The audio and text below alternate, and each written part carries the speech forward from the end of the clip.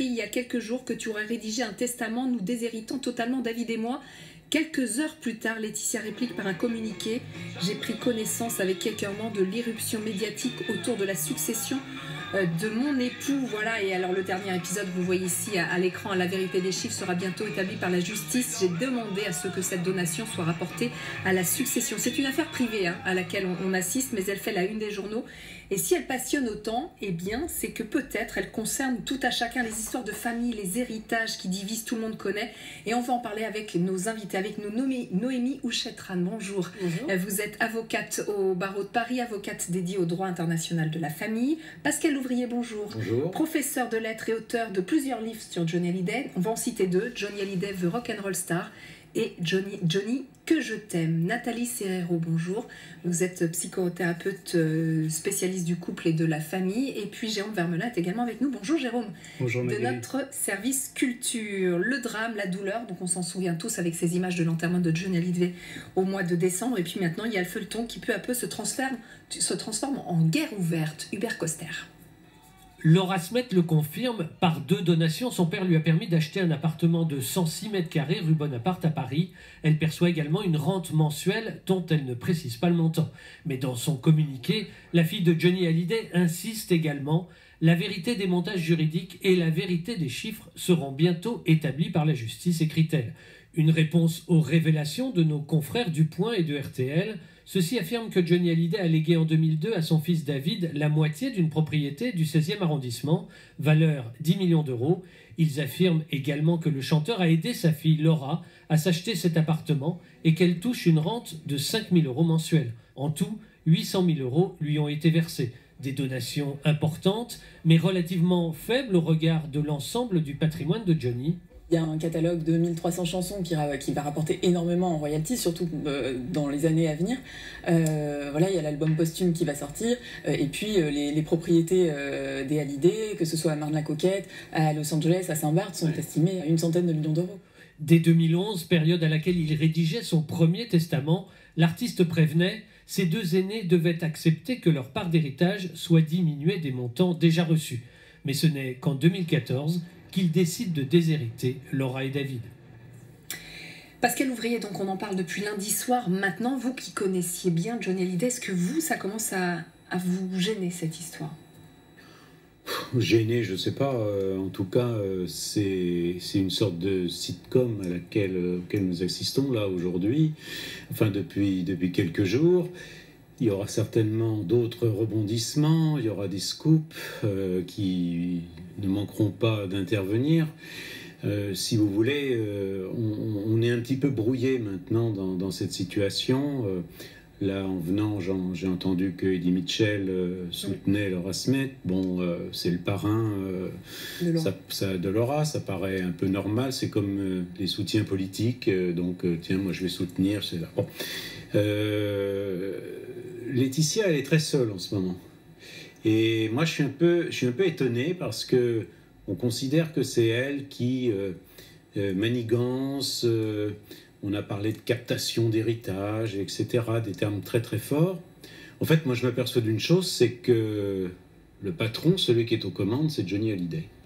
Pour moi, c'est lui qui a décidé, en pleine conscience, pour des raisons diverses, qui peuvent d'ailleurs remonter à son enfance, une forme d'inconscient, pas d'inconscience, mais d'inconscient. Et on se trouve dans une situation où on se rend compte, en fait, que le petit caniche Johnny de ces derniers jours, totalement soumis à Laetitia Veuve Noire, bon, etc. On se rend compte que c'est pas ça du tout, c'est que... Oui, il y a plusieurs choses que vous nous dites finalement, c'est intéressant, on va pouvoir les décortiquer les uns après.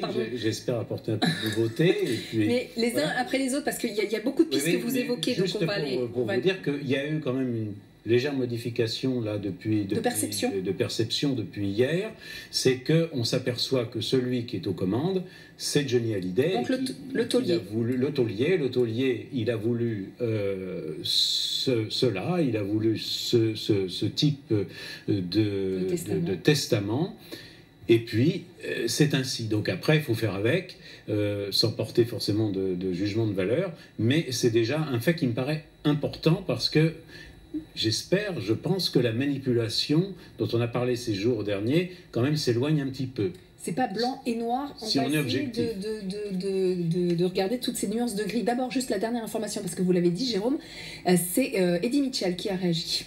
Oui, c'est Eddie Mitchell qui dit « Je ne comprends pas que l'on puisse déshériter ses enfants. Étant le parrain de Laura, il est normal que je la soutienne. » Alors, on peut être parrain et ne pas soutenir quand même. Ça veut dire que Eddie Mitchell, qui est quand même très proche de Johnny, qui a été très proche, ils se connaissent depuis la fin des années 50, il a été à ses côtés jusqu'au dernier concert avec les Canailles, il a été très proche de Johnny. Ça veut dire que pour lui, il n'y a pas d'ambiguïté. Laura est victime, Laura est lésée. Alors, comme vous le dites, est-ce qu'il y a une manipulation? C'est peut-être excessif, mais en tout cas, il estime que le testament n'est pas normal.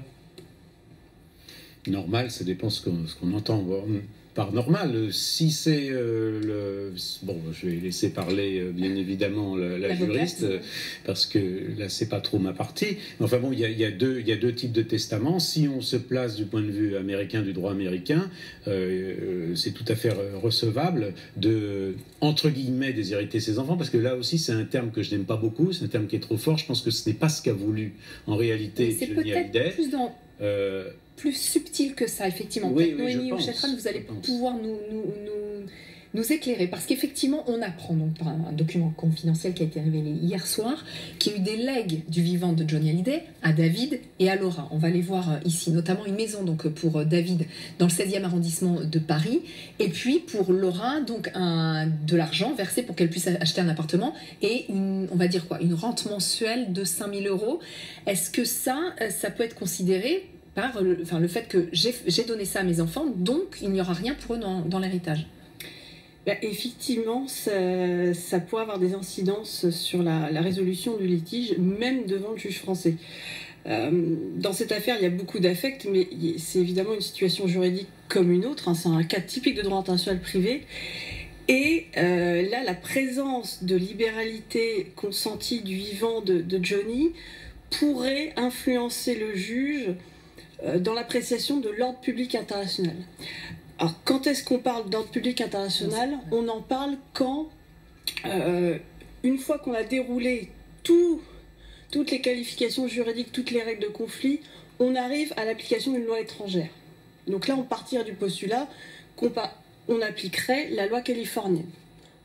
Certainement, après avoir conclu que la résidence habituelle de Johnny Hallyday était en Californie. Donc c'est le moyen d'y arriver. Ouais. Voilà.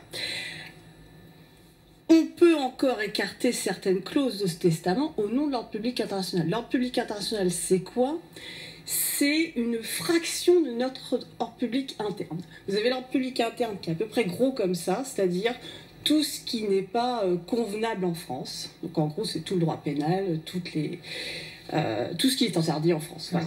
Et vous avez l'ordre public international qui est, lui, comme ça, qui est tout petit, qui est une fraction de notre ordre public interne. Pourquoi seulement une fraction? Parce qu'on considère que quand on applique un droit étranger, il faut savoir le respecter, et au maximum. Mais on va écarter ce qui est intolérable pour nous, vraiment intolérable. Et justement, en matière testamentaire, il y a une décision de la Cour de cassation du 27 septembre 2017 dans l'affaire Jarre, qui est venue un petit peu bousculer tout ça en disant que, pour une fois, parce que pour l'instant la Cour de cassation disait s'il n'y a pas de respect de la réserve héréditaire, on fait jouer l'ordre public, hop, on écarte la clause.